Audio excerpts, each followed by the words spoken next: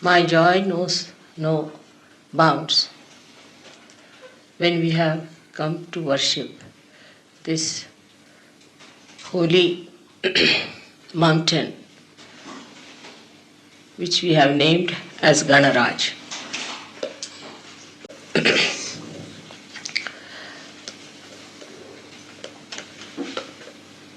Sometimes the words are not sufficient to hold the outpour of your joy. I come to you as a symbol of your mother. But the first son who was created was Shri Ganesh. And then when the Mother Earth was created as a symbol of motherhood, Shri created many Shri Ganeshas in this universe. In the cosmos, the star which is called as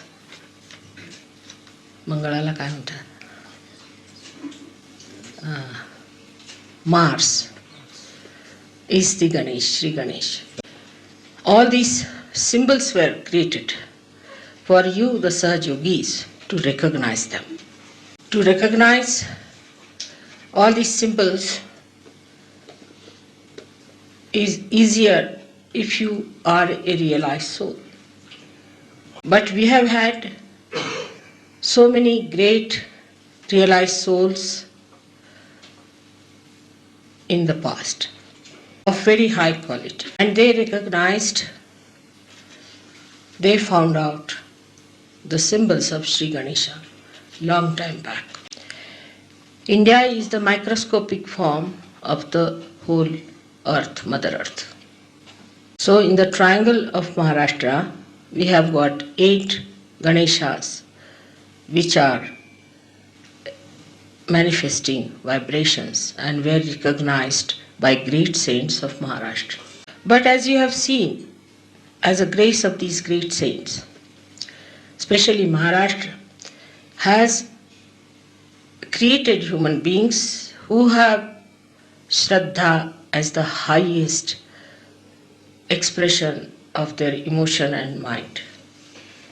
Because of that lofty vision in the mind, whenever they see something of this sublime nature, their thoughts go to God. Thanks to the saints of that state, that people have that sensitivity and that kind of a movement. Unfortunately, in the West, where Shraddha is something very superficial, anything like this takes them to something very low, something very dirty, filthy, unholy. Instead of surrendering to the sublime and enjoying the greatness of the sublime, they take to something very carnal, which belongs to the flesh. But still, the people who are living in simple ways in the villages, in the nature, must have realized the importance of this holy mountain. Thousands and thousands, millions of years back,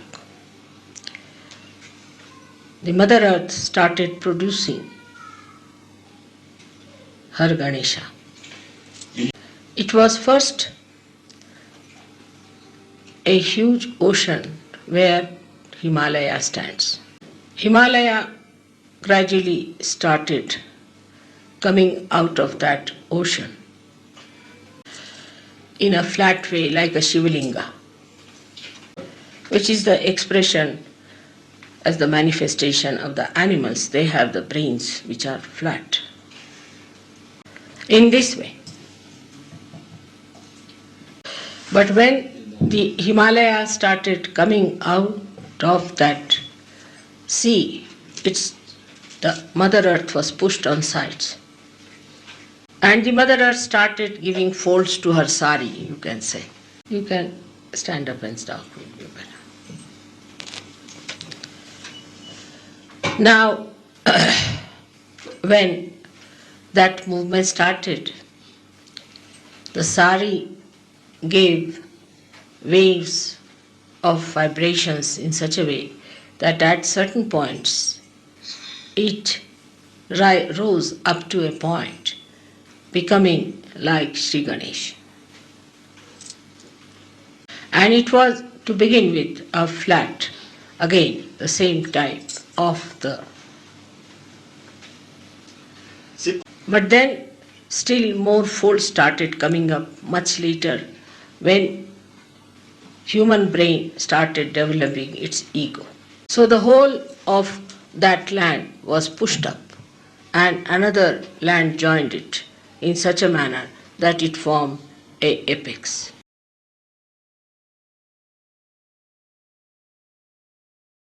The superego was pushed in and was brought to the climax.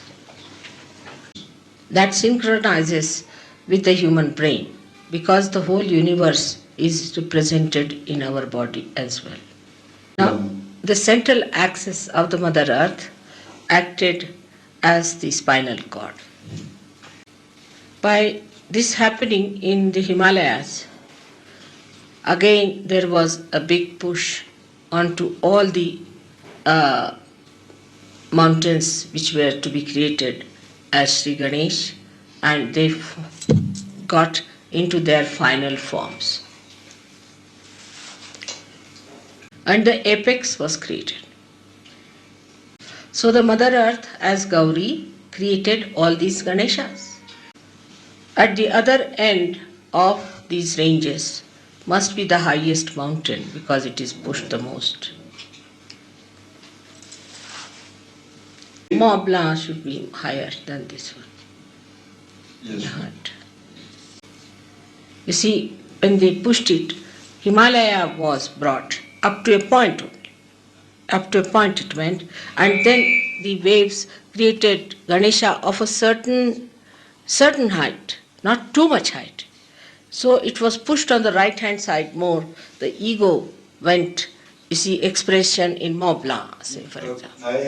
And on the other side, it was created another Ganesha at the other end near Darjeeling. Srimataji, is the Mont Blanc an expression of Shri Ganesha also? No. Okay. It is the expression of ego. Ego, yes. It's in France.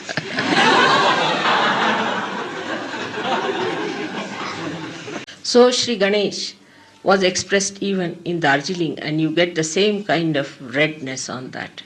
I have seen another Shri Ganesh created in Delphi, where they say is the Nabhi of the Mother Earth. Also, when Shri Shiva is created, Linga is created, along with him always there's a Shri Ganesh created, as in Amarnath, where a drop of water falls on a particular area and creates the Linga, plus that another drop falls on another side and creates Shri Ganesh, exactly like the face. Now the ocean is the father and the Mother Earth is your mother. But when the Mother Earth becomes a mountain, she is called as the father. The reason is she at that height can catch the father on top of her head as snow or as rain. That is how a mother becomes the father. And so she can perform the complete function of a father and a mother. In that state only Gauri, the daughter of the mountains, conceived Shri Ganesha without the help of the Father, Immaculate. The purity of the snow is 100%, and that covers the Mother Earth, gives the formation of innocence. All the filth and dirt that goes into the ocean is clarified by the sun, which is also Shri Ganesh, and is brought on top of the hills and mountains to cover it. But to Ganesh, it is a big problem to exist in a country which doesn't worship it. It has no sense of respect. It is always aspired that they should climb over very egoistical ambitions of a low level and outward. When you see the mountains like this, the idea that should come into a good human being would be, oh God, I can see you in this sublime form. And how will I conquer my ignorance? How will I climb over my mountain of arrogance to look at you? To a egoistical mind, the mountain is for the joy of the eyes, and the joy which is really not the joy, but is a kind of a pleasure for them to see. Their ego gets challenged and they want to climb on the mountain that we are higher than you. We had Himalayas for thousands and thousands of years in India. Nobody ever thought of climbing it. When the English came, they started doing it first time. Then the French, Portuguese, Spanish, all of them all did this, and the Indians were looking at them bewildered. What are they doing? Why do they want to climb the mountains? It's better to see them from distance and adore them than to climb over them to die. But this egoistical mind can go further, as in Switzerland it has gone, that they try to ski over these mountains, take the slopes to go down. They go down in any case. And they break their legs. I told one Sahaja Yogi who wanted to come here for skiing, I said, don't go there. It's not allowed by Sahaja Yoga. And he came back with broken legs.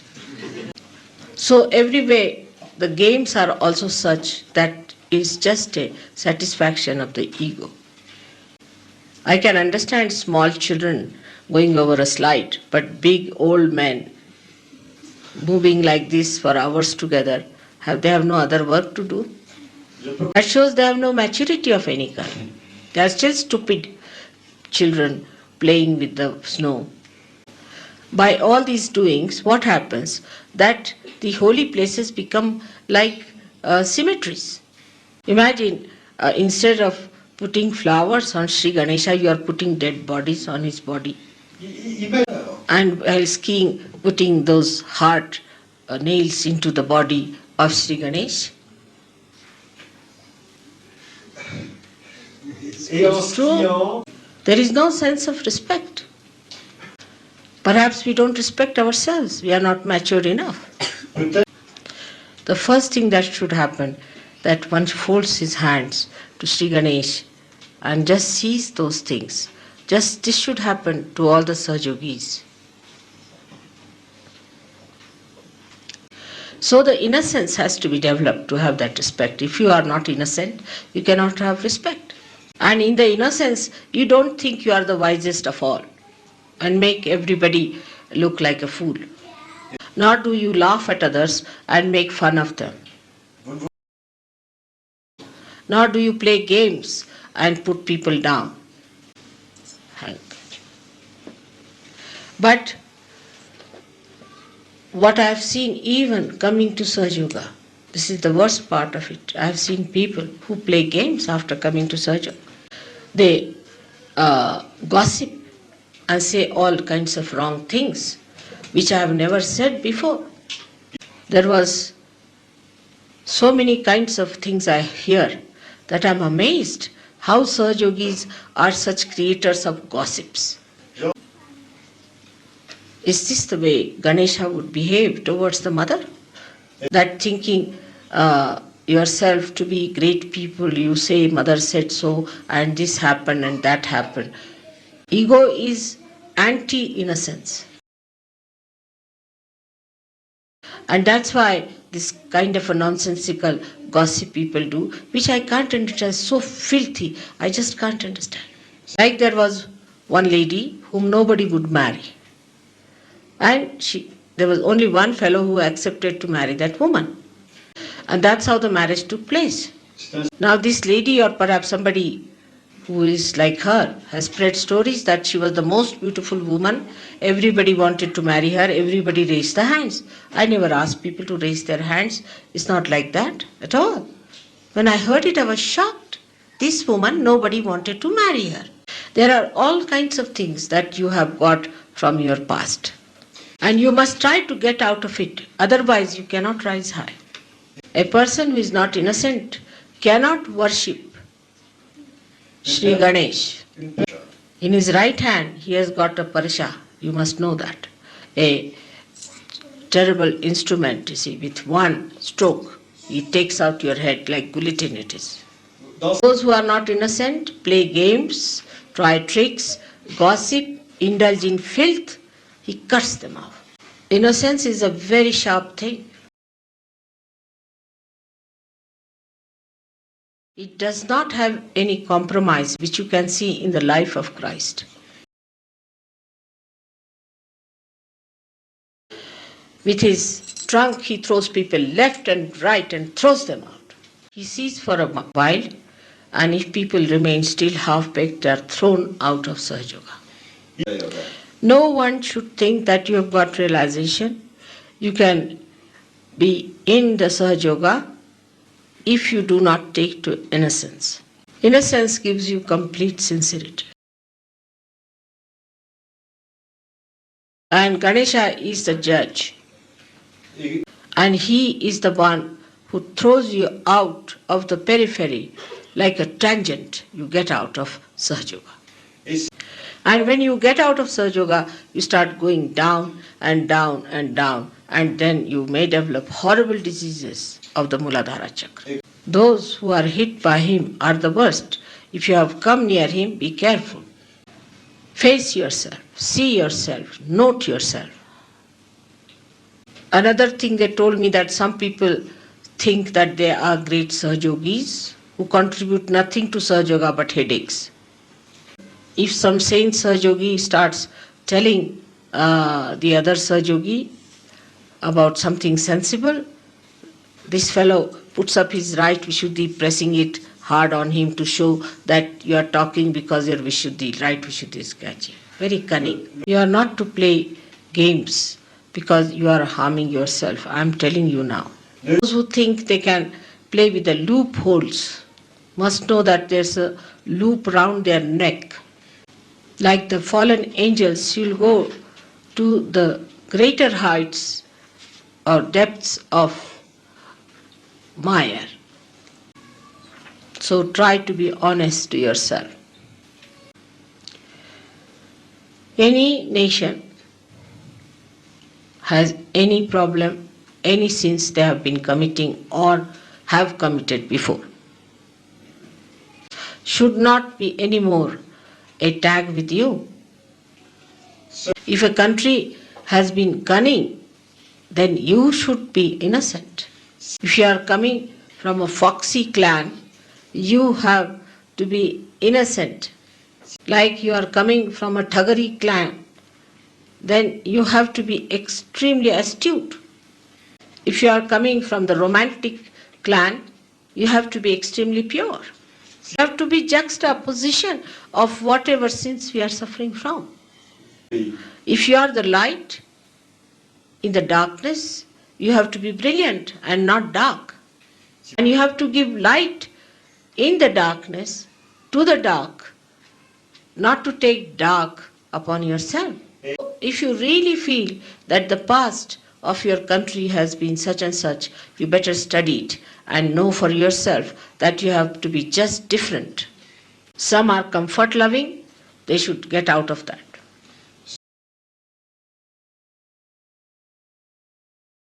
Some are pleasure loving, they should get out of that. Ceux qui aiment le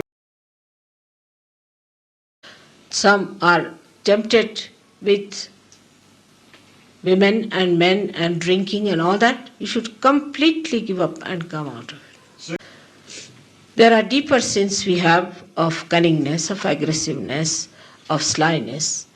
All these things are to be studied and understood, that what do we have to do for our country is to get out of it completely, first of all, like the lotus out of the mire. If your country is racist, then you have to become absolutely a person completely integrated. Like that, you have to be in the juxtaposition to rise higher than the rest of them, to give them a proper lead. I can tell you that Shiva tolerates a lot of nonsense because he is fond of forgiving. Vishnu principle tries to play with them and punish them or kill them. But Ganesh Tattva has no compromise of any kind. And when this becomes Ekadasha Rudra, and when Christ is going to come in that form, then there will be no compromise, no Mataji, no crying, no argument, nothing. Shri Ganesha himself will throw people into hell.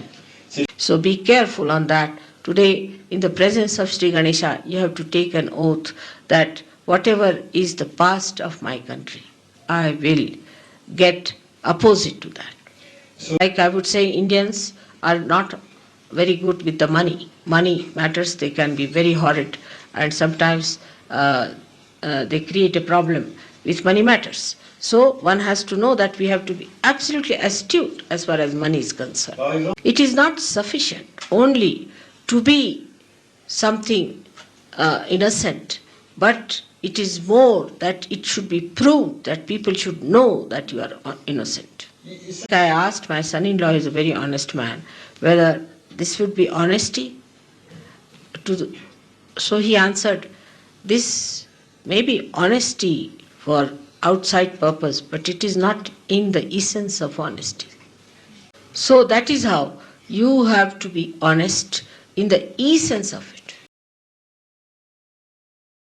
And the essence of honesty is innocence. Essence of sincerity is innocence. Essence of beauty, glory is innocence. Innocence is the one that gives you complete detachment. To such a symbol of innocence, when we bow, we must know what we have done about ourselves. Whatever has been your past, get out of it. Be just the opposite of what has been so bad before. Strongly against all that you were before in the darkness. This is the sign of your character and of your strength, and will show to the world that your spirit, which is enlightened within you, has given you that strength and that new dimension. So the second oath we have to take before Shri Ganesha is that I will be honest to myself.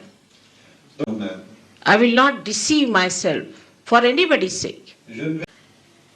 Now the third great thing about Shri Ganesha is that for him no gods exist except his mother.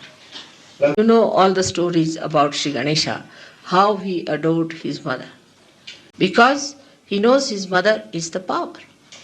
And that he is the source of your wisdom. He is the source of your wisdom. He is the embodiment of wisdom.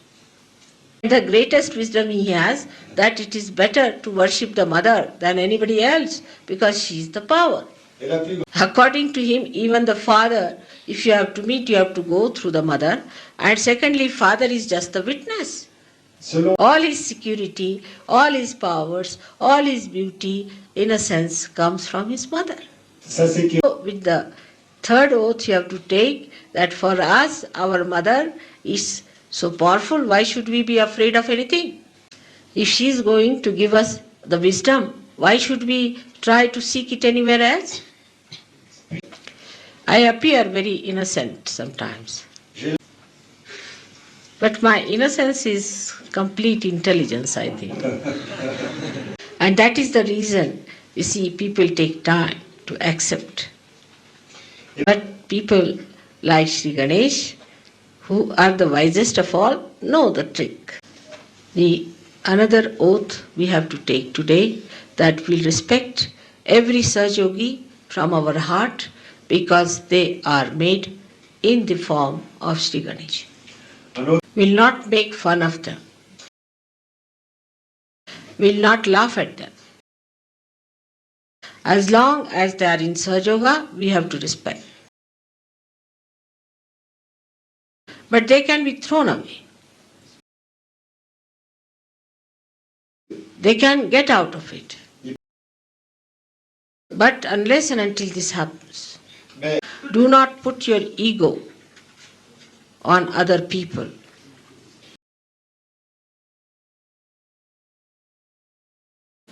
Don't think that you understand everything. Don't think that you know everything. Respect each and every person. Not for what he has read or what he has learnt, but because he is a great soul. I feel the whole West suffers from one simple disease, that is, they do not know how to respect anyone. Whatever doesn't suit their mind, they will never accept nor will respect.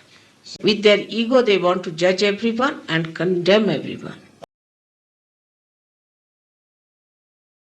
So get out of it.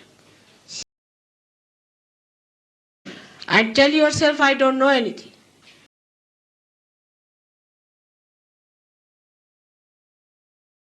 I was a stupid fool with my ego. Humble down yourself in your heart. Open your heart. Love each other. Respect and love is the two things you have to promise to Shri Ganesha. If you cannot do that, your ascent is going to be very difficult. May God bless you.